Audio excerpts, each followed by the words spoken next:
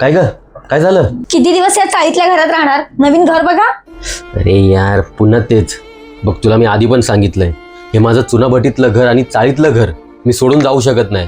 कारण लहानापासून इथे मी मोठा झालोय, त्यामुळे माझं हे चुनाभट्टी आणि चाळ नाही सोडू शकत. कधीतरी आपलं हे घर डेव्हलपमेंटला जाईल, फ्युचरसाठी तरी घेऊन ठेवूया. प्रॉपर्टीचे रेट किती वाढलेत, तुला वाटतं इकडे पॉसिबल आहे घेणं? अहो इथे नाही, पण दुसऱ्या ठिकाणी घेऊ शकतो ना. फक्त 17 लाख पासून स्टार्टिंग आहे. 17 लाख? इथून दादर स्टेशनला जा, तिकडून ट्रेन पकडून 1 तास 20 मिनिटावर प्रोजेक्ट आहे.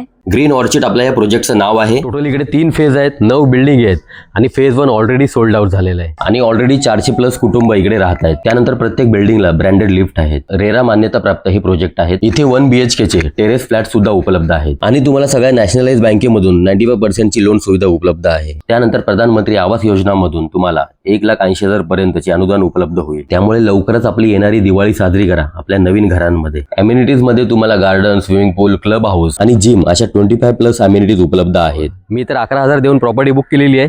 तुम्ही नक्कीच या. आणि ही प्रॉपर्टी आहे शेलू स्टेशन पासून फक्त 8 मिनिटाच्या अंतरावरती. त्यानंतर इन्व्हेस्टमेंट, फ्युचर प्लॅनिंगसाठी जर प्रॉपर्टी बघताय किंवा राहण्यासाठी जरी बघताय, तरी नक्कीच या प्रॉपर्टीचा विचार करू शकता तुम्ही.